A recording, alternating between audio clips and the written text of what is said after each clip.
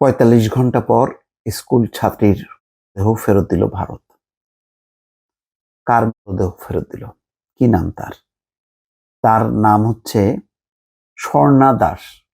আবার বলি, তার নাম হচ্ছে স্বর্ণা দাস। বয়স মাত্র ১৬। স্কুল ছাত্রী। তার মৃত্যুর ৪৫ ঘন্টা পর পতাকা বৈঠকের মাধ্যমে তার লাশ ফেরত দিয়েছে বিএসএফ। মঙ্গলবার সন্ধ্যা ৬:৩০টার দিকে চাতলাপুর চেকপোস্ট দিয়ে স্বর্ণা দাসের লাশ হস্তান্তর করে বিএসএফ। তাহলে দর্শক কি দাঁড়াচ্ছে? মৌলভীবাজারের কুলাউড়ায় কাকে মারল ভারত? ভারতের বিএসএফ কাকে মারল? স্বর্ণা দাসকে। আচ্ছা, কি হয়েছিল? একটা চমৎকার ব্যাখ্যা আছে। নিহত স্বর্ণা মৌলভীবাজারের জুড়ি উপজেলার পশ্চিম জুড়ি ইউনিয়নের কালনিগড় গ্রামের বাসিন্দা পরেন্দ্র দাসের মেয়ে। স্বর্ণা স্থানীয় নীরদ বিহারী উচ্চ বিদ্যালয়ের ৮ম শ্রেণীর ছাত্রী ছিল। স্বর্ণার বাবা পরেন্দ্র দাস জানান, দীর্ঘদিন ধরে ভারতের ত্রিপুরায় তার বড় ছেলে থাকে। তাকে দেখতে স্বর্ণা ও তার মা রোববার রাতে স্থানীয় ২ দালালের সহযোগিতায় লালার চক সীমান্ত দিয়ে চোরাই পথে ভারতে যাওয়ার চেষ্টা করে। রাত ৯টার দিকে ভারতের কাঁটাতারের বেড়ার কাছে পৌঁছালে বিএসএফ তাদের লক্ষ্য করে গুলি চালায়। স্বর্ণা ঘটনাস্থলে মারা গেলেও ভাগ্যক্রমে স্বর্ণার মা বেঁচে যায়। তিনি বলেন, সোমবার রাতে বর্ডার গার্ড বাংলাদেশের একটি দল বাড়িতে এসে খবরটি জানায় স্বর্ণার মরদেহ বিএসএফ নিয়ে গেছে। বিজিবির Sreemangal sector commander lieutenant colonel Mizanur Rahman Sikder জানান, খবর পেয়ে বিজিপি ও বিএসএফ এর কোম্পানি কমান্ডার পর্যায়ে পতাকা বৈঠক হয়। এরপর ভারতীয় পুলিশ ময়নাতদন্ত শেষে বিজিবি কর্মকর্তাদের মাধ্যমে মঙ্গলবার সন্ধ্যায় কুলাউড়া থানা পুলিশের কাছে স্বর্ণার লাশ স্থানান্তর করে। তার মানে বোঝা যাচ্ছে যে এই হিন্দু জনগোষ্ঠীর এই পরিবারটি, তারা আর অত ভিসার ধার ধারে না। আসলে ২ সীমান্ত এলাকার গরিব মানুষ, তারা এমনিতে আসা যাওয়া করে। তো তারই একটি পর্যায়ে বিএসএফ গুলি চালালো, স্বর্ণা মারা গেল। স্বর্ণা দাস।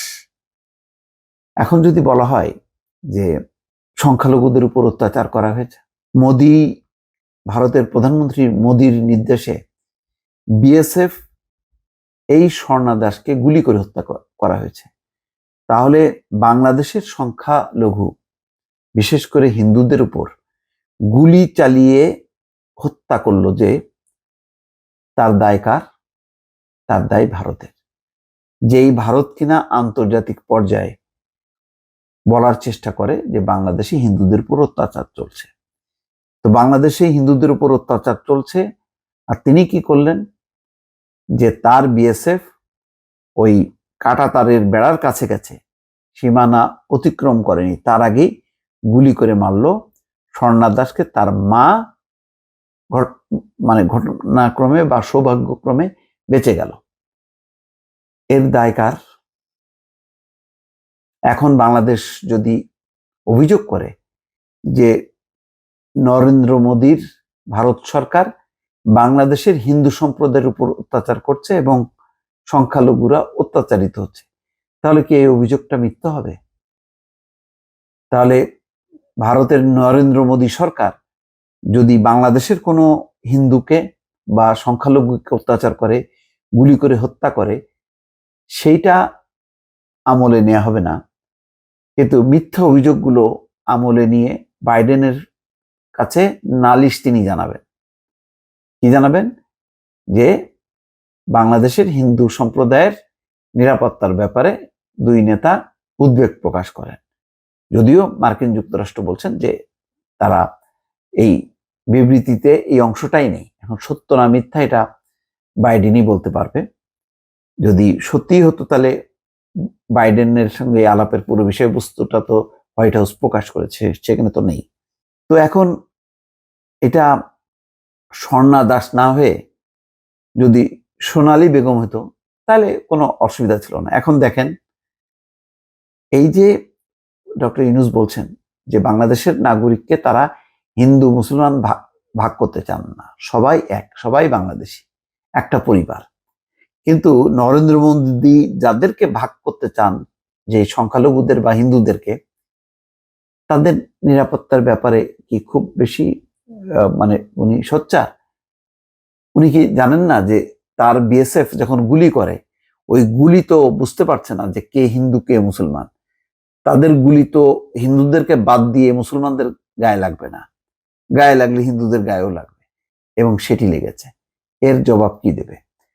আমার অনুরোধ থাকবে যে বাংলাদেশের এরকম হিন্দু সম্প্রদায়ের একজন একটা স্কুল ছাত্রী, নাবালক, তাকে হত্যা করা হয়েছে, সে সংখ্যালঘু সম্প্রদায়ের। এইটা ভারতের উপর একটা ব্লেম দিয়ে ভারতের হাইকমিশনারকে ডেকে কড়া একটা প্রতিবাদ করা উচিত। এটাই হবে নরেন্দ্র মোদীর জন্য উচিত একটা শিক্ষা।